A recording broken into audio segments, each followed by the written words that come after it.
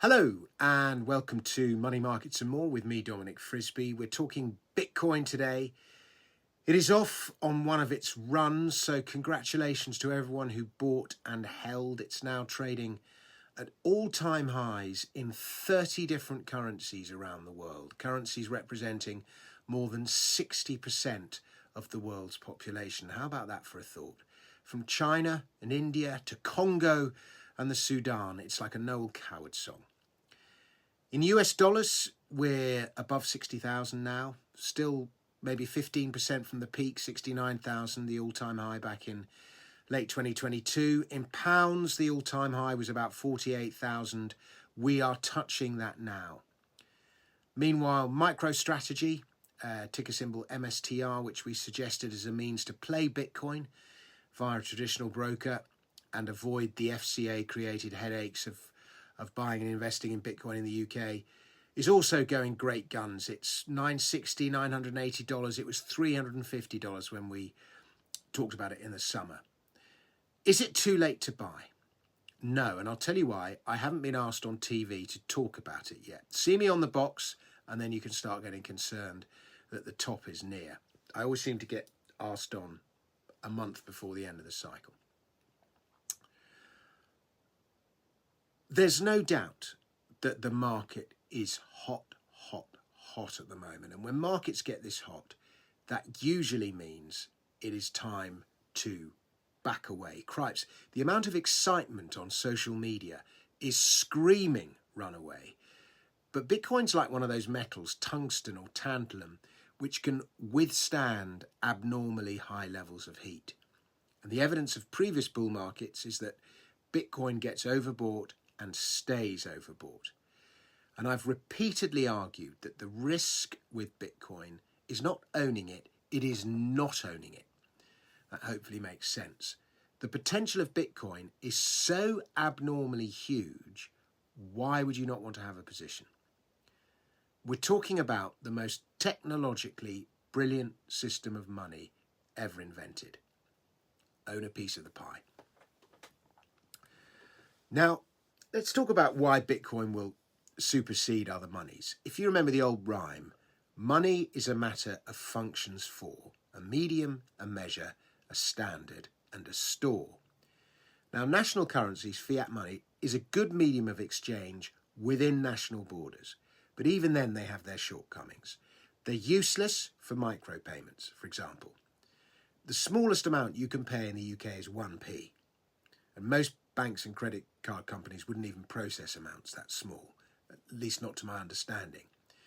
And even medium-sized transactions can be problematic. I spent an hour of my life, on the phone to Lloyds Bank this morning because their security blocked a transfer of £3,950 that I was trying to make.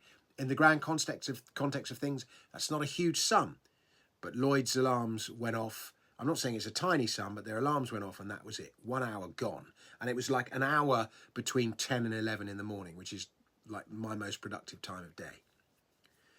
But for cross-border transactions, national currencies are crap. Forex fees, paperwork, slow transaction speeds. If I want to send a payment to someone who uses a different currency of, say, £1 via a bank, I can't. The costs are too prohibitive. Revolut is about my only option, and that has got issues. If I want to send a micropayment of, say, 1/10 of a penny across a border, it's impossible. But industries based around micropayments are a huge area of potential growth, especially in a world of artificial intelligence and the Internet of Things. Micropayments in streaming, apps, games, in-app and in-game purchases, rewards, likes. Imagine if you could like this video with a payment of 1/10 of a penny instead of just a button on a thing.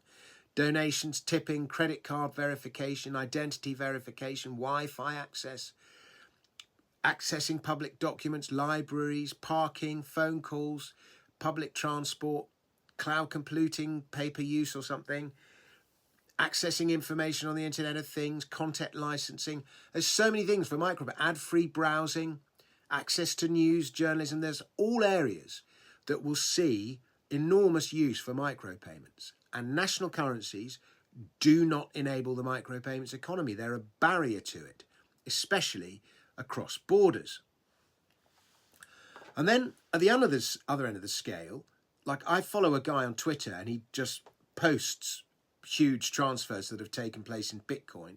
Somebody sent $1.3 billion yesterday.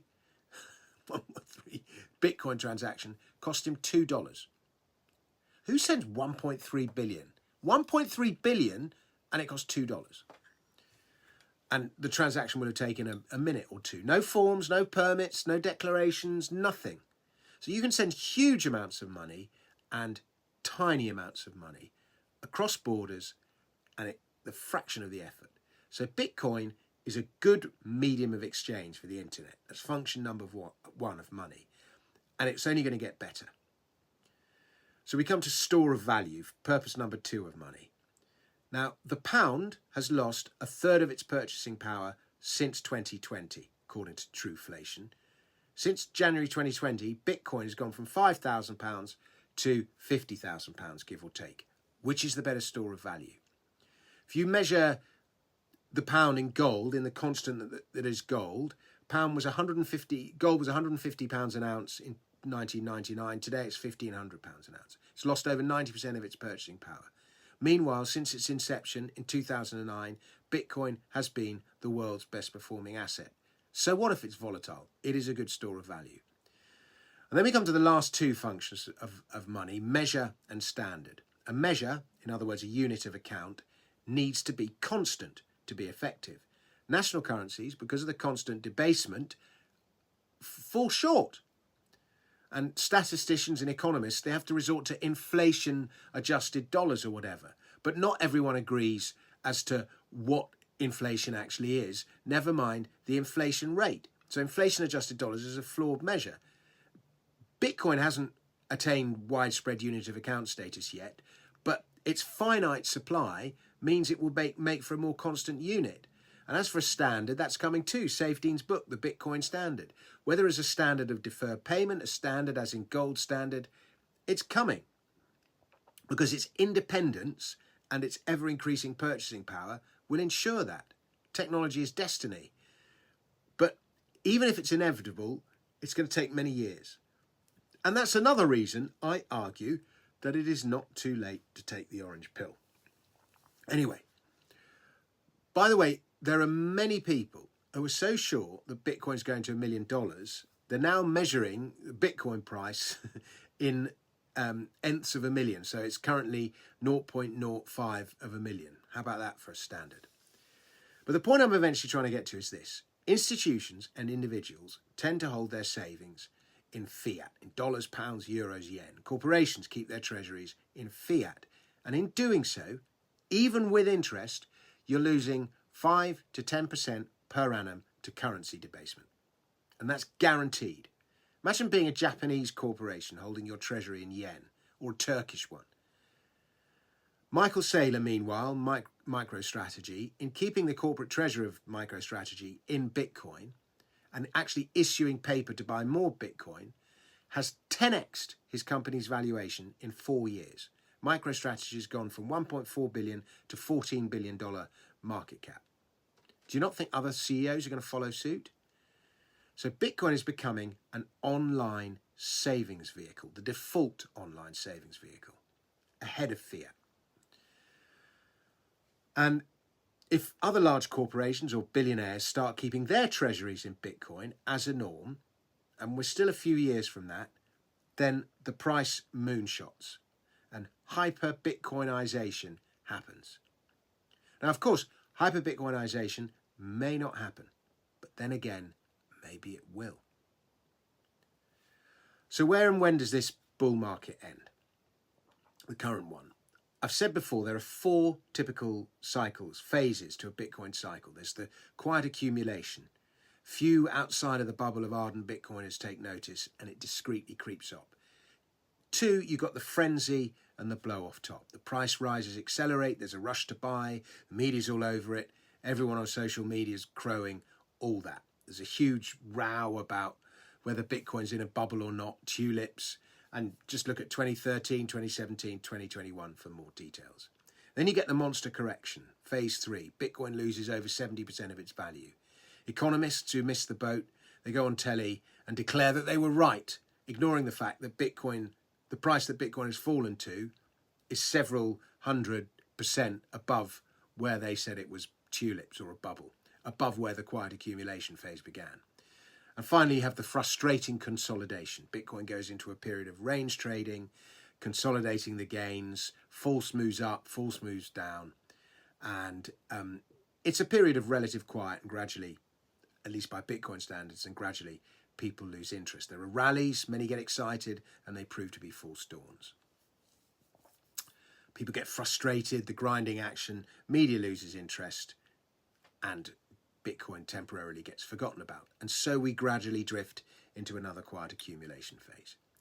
Now, we're obviously now in the early stages of phase 2, the frenzy, the mania. And normally you would expect that to come around a halving, or as they could put it, a halvening. But the ETFs appear to have brought this whole thing forward. So what's next? When does this bull market end? There are some obvious numbers to look out for. 69,000, the old high. There's going to be resistance there. As we move towards that high, you can expect some selling, some profit taking. You can also expect some volatility. After 69,000, it's blue sky, no resistance. Everyone who ever bought Bitcoin and held is in profit. How about that for a thought? Next line in the sand, 100,000. It's such a big round number, like $1,000 or $10,000 used to be. And I'm inclined to think we get to 100,000 this year. On the downside, there should be some support around 52,000. And the next line in the sand after that is probably the low to mid 40s. But I don't know. I don't even know if we see those kind of numbers again. Bitcoin bear cycles, they last about a year. The consolidations seem to last about a year. The bull markets tend to last 2 to 3 years. This one began 15 months ago. We're already over a year into it. Going to be wild whipsaws on the way. But if it's typical, we've got another year to go before it's done. Maybe even a year and a half. 3 years ago, 69,000 felt too expensive. It doesn't anymore. And I think this bull market ends with Bitcoin at 6 figures. And the evidence of previous bull markets is that we overshoot to the upside. But don't expect not to get thrown about along the way. Volatility is the name of the game. Last thought I want to share with you, and this is kind of quite important in a way. I first heard about Bitcoin in December 2010. It was 20 cents. I thought it sounded like, I read about it on this thing for expats, and I thought, oh, that sounds cool, and I didn't really look into it. A few months later, people started messaging me about it, and I was going to buy, but the price kept going up. I got outbid for some physical Bitcoins on eBay, and I couldn't bring myself to buy it after it had doubled and tripled, and it went from 20 cents to $32. And then it corrected all the way to $2, and I still didn't buy. I think I kind of lost interest or something. And people were giving me coins at this stage, so I had a position trying to get me into it. Then the price started going up again, and I didn't buy because it kept doubling. It went to $200 and all the way to $1,200. I even wrote a book about it. There it is, over there, over my cover. And I had a position, but I never invested the amount of money that I should have because I couldn't bring myself to buy it because it kept doubling. I could be a stupendously rich billionaire now, but I was scared off by the price rises. And I'm fine, by the way. You don't have to worry about me. I've done absolutely fine. I'm doing fine. But I have a fraction of what I might have had. I got hacked as well, but that is another story. But in December 2017, with Bitcoin at 5,000, I went on the BBC Daily Politics show to talk about it with a guy called Savas Savori. You Google the interview on YouTube because he looks like a total fool now. He was one of those who said it was a bubble and tulips and all the rest of it. A doctor, economist. But over the next month, it quadrupled. It went from $5,000 to $20,000 before going into one of its bear phases. Even buying at the very top of that cycle, you would still have tripled your money. And so the moral of all of this is do not be put off by the rising price. It put me off, and as I say, I should be mega billionaire and I'm not. I'm going to put another guide to how to buy Bitcoin on my Substack in the next couple of days. So look out for that. I'll put a link in the comments. Thank you very much for watching, for listening to me. Please like, please subscribe to the channel, all that stuff. And I'll be back with another podcast very soon. In the meantime, have a lovely day.